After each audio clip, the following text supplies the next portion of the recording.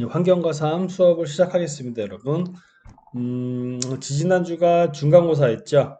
환경과 삶은 중간고사가 없었으니까 없는 게 여러분들 다른 과목에 많이 신경 쓰라고 이렇게 없었습니다. 시험들 다 잘 보셨나요?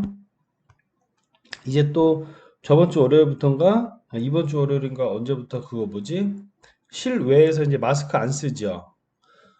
그래서 사실은 이제 코로나가 조금 안정화돼서 사회가 예전처럼 돌아간다는 희망도 있고, 또는 저도 코로나를 아직 안 걸렸거든요. 근데 이제 마스크가 이제 좀 해제되고 하다 보면은, 음, 뭔가 코로나를 이번에는 걸릴 수 있겠구나라는 불안감도 없지 않아 있습니다. 그래도 여러분들 걸려보신 분들은 아시겠지만 좀 걸리면 안 좋잖아요, 몸이. 그러니까 다 조심해서 다니시길 바라겠습니다. 자, 오늘은 수자원과 수질 오염, 즉 물에 대해서 해볼게요. 물. 그리고 물에 대해서 아주 기본적인 내용들을 한번 쭉 보고, 최근에는 물에서 이런 유독 물질보다는 녹조 현상, 그리고 이 녹조 현상을 4차 산업 사회를 맞이하면서 드론으로 어떻게 녹조를 측정을 할 수 있는지 간단히 소개를 보도록 하겠습니다. 이게 기본적인 수자원에 대해서 보려면 여러분, 사실은 약간 텍스트를 읽어야 됩니다. 기본적인 내용. 읽으면 쉽게 이해가 되는 내용들인데, 우리가 교과서가 없다 보니까 제가 오늘은 글씨를 좀 많이 써왔어요. 그래서 조금 읽을 텐데, 한 번씩 상기식 내용들을 좀 상기하면서 이해를 해주시기 바라겠습니다. 자, 물은 생명의 근원이라고 한다. 물은 인체의 약 60에서 70%를 차지하고 12%가 부족하면 생명의 위협을 받는다. 몸이 다 물로 되어 있잖아요. 그죠, 여러분?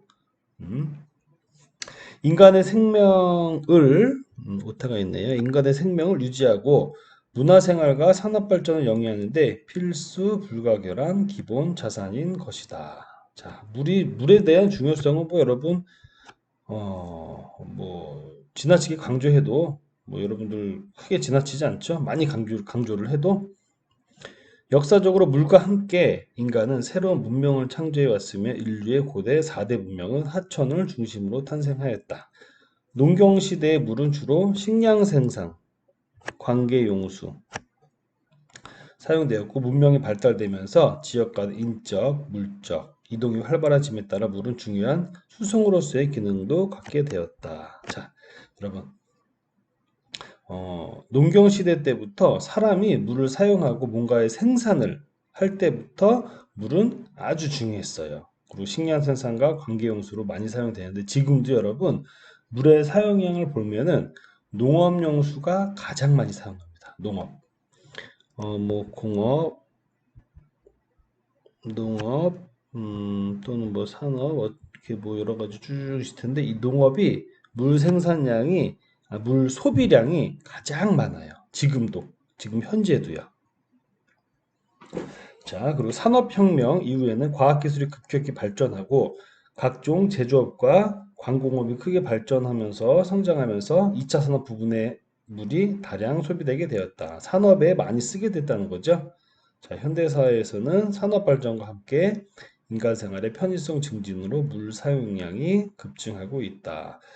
물 하면은 여러분들 우리나라가 물 부족 국가다. 2025년부터는 물 부족 국가에 해당된다. 이런 이야기들 많이 들었을 겁니다. 물 부족 국가.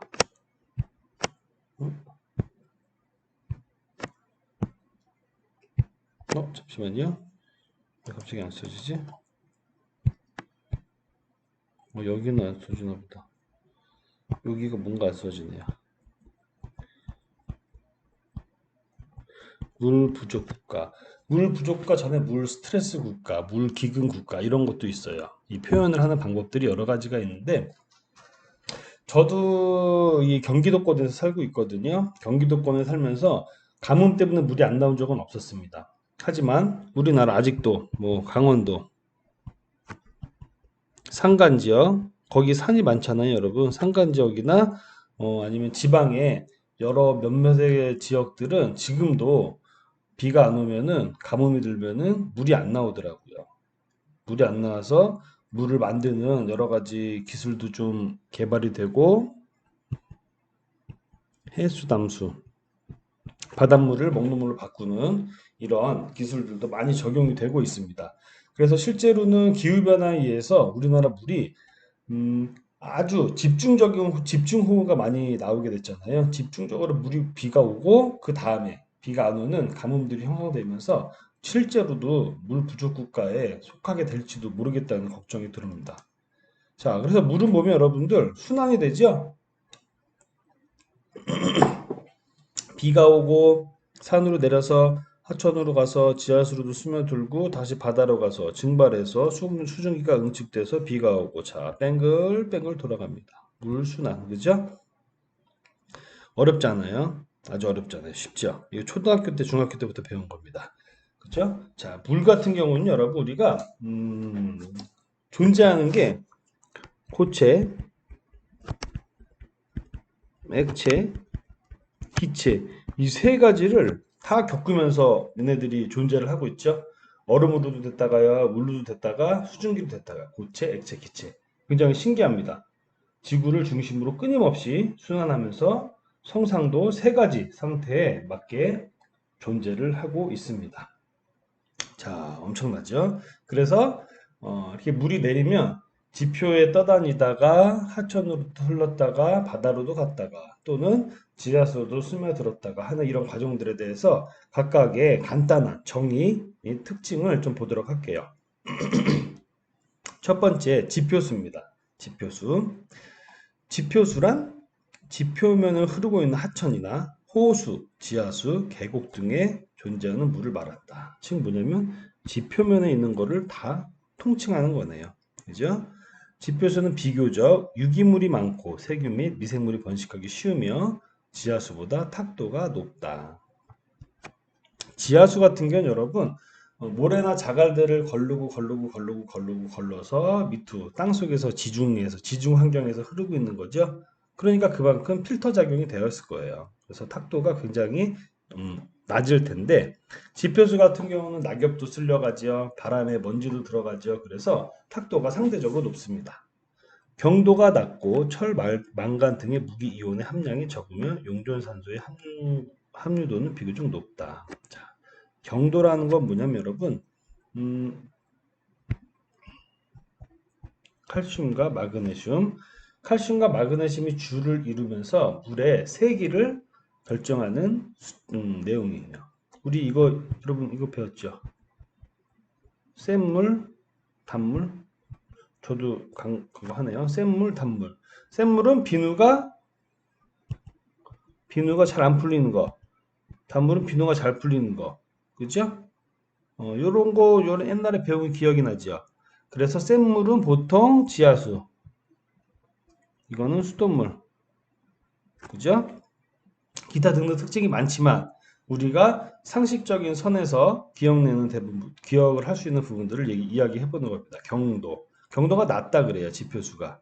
왜냐면 칼슘, 마그네슘은 암석에서 기반으로 나오거든요. 그러면 지하수에서 굉장히 높을 겁니다.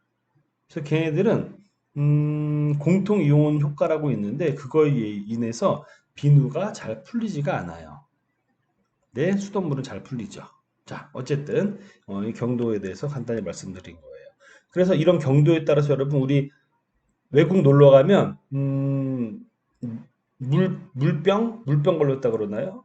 제가 예전에 미국 갔는데 미국에서 한 일주일 정도 계속 설사를 했어요. 물론 그러다가 그냥 자연스럽게 나아지거든요. 물이 안 맞아가지고 속이 잘 뒤집히더라고요. 그게 이제 좀 뭐 지역병 같이 뭐 이렇게 이야기하는 단어가 있는데 제가 생각이 잘 안 나네요. 어쨌든 그런 게 기본적으로 이 경도가 안 맞아서 그래요. 경도가. 미국은 우리보다 경도가 상대적으로 높습니다. 그래서 제가 그거에 강한 사람들은 아무 영향이 없지만 좀 민감한 사람들은 물을 잘못 마시면은 설사하고 그래요. 어쨌든 지층을 통과하지 않기 때문에 광물질의 함량은 적다. 지표에서만 흐르니까 하천수는 발원지가 대부분 산악지대로 계곡이 흐르는 동안에 낙엽, 고목, 동물 사체 등에 의해서 자연 정화되나 인구나 공장이 밀집된 지역을 통과할 때는 도시하수와 공장 폐수에 의해서 크게 오염되어 수질이 악화되기 쉽다. 여기서 하수가 나오고 폐수가 나오겠죠. 도시에서 나오는 거는 하수라고 그러고요. 산업시설, 공장에서 나오는 거는 폐수라 그래요. 그러니까 하수랑 폐수랑은 다른 거죠. 하지만 쓰다가 버린 물은 같지만 성격이 다릅니다. 그리고 하수에서는 질소랑 인이 문제가 되지만 폐수에서는 유기화합물이나 중금속 등이 문제가 됩니다. 오염도도 다르겠죠, 기본적으로. 왜냐하면 도시하수는 우리가 밥 먹고 설거지하고 씻고 하는 게 대부분의 물의 사용이죠. 공장은 하지만 물을 쇠를 절단하고 물로 닦고 어떤 기계를 청소하고 그죠? 그러다 보니까 철가루 같은 것도 나가고 형상이 달라요. 그래서 이런 것들에 의해서 수질이 악화되기 쉽다. 따라서 하천수나 호수수를 깨끗이 유지하기 위해서는 무엇보다 오염물질이 수계로 직접 방류되지 않도록 미리 차단하는 것이 중요하다. 자, 오염물질이 있습니다. 집이 있어요. 집 그려볼까? 이렇게. 집이 있어요. 근데 하수가 나갑니다. 하수. 하수가 하천으로 그냥 나가면 될까요? 안 될까요? 안 되죠? 그래서 하수 처리장이 있죠. 지금 한 60년대 이 정도 때는 여러분 하수 처리장이 많지 않았어요. 그래서 집에서 쓰는 물이 다 인근에 있는 하천, 한강, 낙동강, 영산강, 금강 이 4대 강을 기준으로 해서 하천으로 진짜 그냥 방류됐습니다. 진짜로. 아마 개발도상국 어느 좀 그 산업시설이 낙후된 지역 가면 지금도 이런 데 있을 거예요. 그냥 막 버렸어요. 그리고 자정작용이 되게끔 유도를 하고 그걸 넘어서면 엄청난 악취가 났었죠. 자, 근데 지금은 이런 집 없죠? 이렇게 하면은, 뭐 112에 신고하면 요즘 큰일 나죠? 하수 처리장이 있어요. 그 하수를 깨끗이 처리한 다음에 하천으로 내보냅니다. 강으로. 공장도 똑같아요, 여러분. 강으로 직접 내보내는 데는 없다고 생각을 하셔야 됩니다. 만약에 실제로 막 어디 갔는데 막 버린다. 그거 불법인 거예요. 그죠? 그런 거는 112에 신고하셔도 됩니다. 물론 법적 예외 사항도 있지만 대부분 불법이에요. 자, 그래서 지표수에 대해서 봤고요. 이 지표수에는 하천수랑 호소수가 있습니다. 하천은 그냥 이렇게 흐르는 계곡, 강물이라고 보시면 돼요. 호소수는 어딘가 이렇게 크게 레이크, 좀 뭐야, 담겨져 있는 저수지 이 정도로 생각하시면 될 것 같습니다. 자, 그림만 봐도 여러분 쉽게 아실 것 같아요. 지표수, 하천수. 하천은 물의 순환 과정에서 육상에서 바다로 흘러가는 가장 중요한 경로이다. 그죠? 하천이에요. 스트림 워터. 이게 중요해요. 육상에서 바다로. 그래야 순환되잖아요. 순환 과정에서 가장 중요한 거죠. 하천수가. 강물은 지하수와 함께 생물이 살아가는 데 필요한 음용수와 생활용수를 조달하는 담수 자원일 뿐만 아니라 강물, 우리 한강, 이제 한강물 먹잖아요. 팔당. 수송이나 관계용 또 수력 발전 자원으로도 기능이 가진다. 강물은 침식작용에 의해 강으로 흘러 들어온 물질을 운반하는 역할을 하는데 이때 물의 침식작용으로 생긴 운반 물질은 주로 부유토사와 점토입자 그리고 퇴적물로서 식물의 영양소가 되는 용해 물질과 함께 강물에 섞이게 된다. 이때 강물 속에 되어 있는 물질은 기후나 암석의 종류에 또는 토양 성분에 따라 달라진다.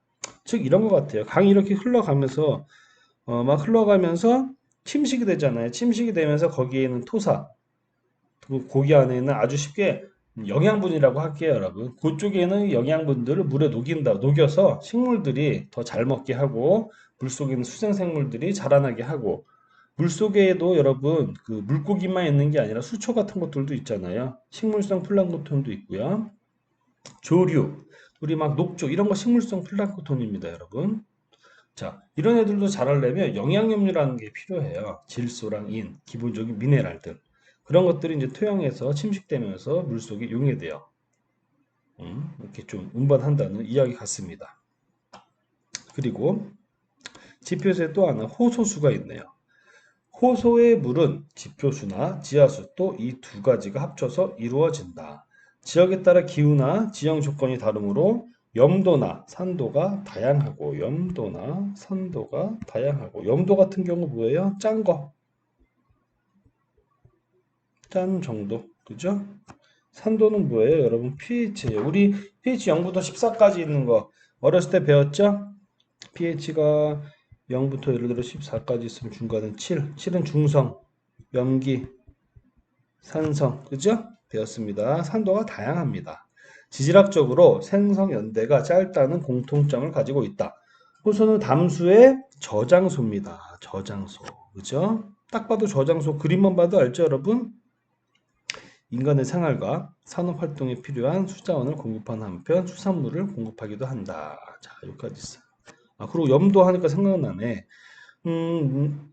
지리학적으로 또는 지구 환경에서 바닷물이 들어와서 지형이 변경돼서 바닷물이 미처 못 나가게 돼서 오랜 기간 동안 담수처럼 저수지 같은데 바닷물이 있는 곳이 있죠. 사해입니다. 사해.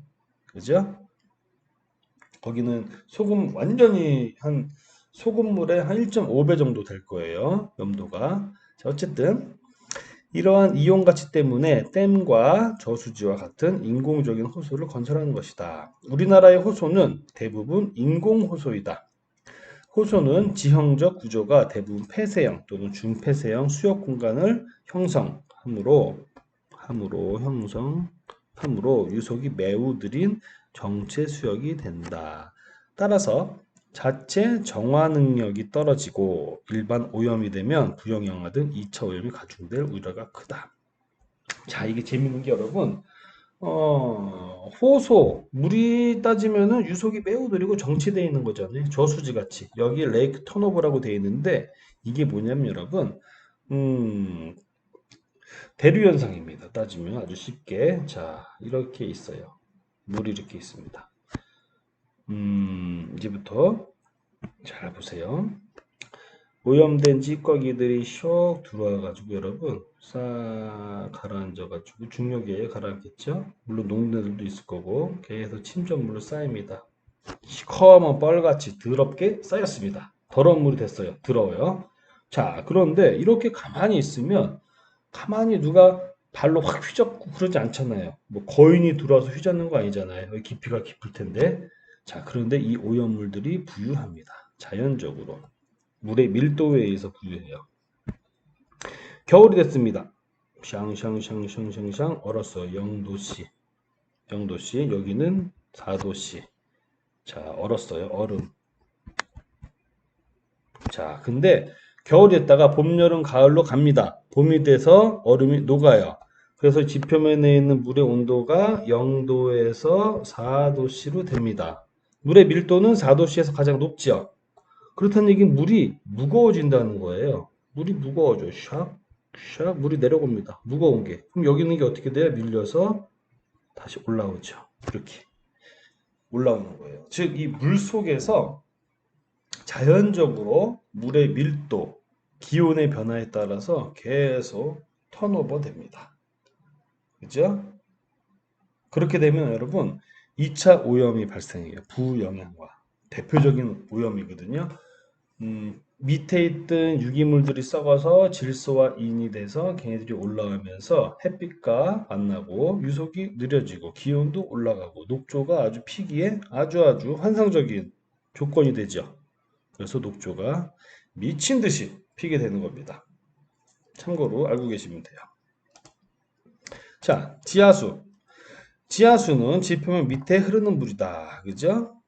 지표면에 내린 빗물의 일부는 증발하고 일부는 지하로 침투하게 된다. 우리 여러분 LID도 했었죠? LID로 해가지고 지하수를 좀 받아서 사용할 수 있는 빗물을 사용할 수 있게 이렇게 좀 해봤습니다. 지하로 침투한 물은 빈 공간을 채우면서 하부로 이동하는데 이를 물이 포화된다고 하고 포화된 물들이 여기 안에서 흘러가는 지하수의 형태로 갑니다. 포화층으로. 자, 요거 한번 읽어보세요. 아주 쉬워요. 왜냐면 이거는 여러분들이 LID 하면서 많이 했었잖아요. 지하수 공부했었죠? 그래서 간단히 읽어보시라고 하는 겁니다. 또 시간도 애매하기도 하고. 자, 다음 동영상 이어가겠습니다.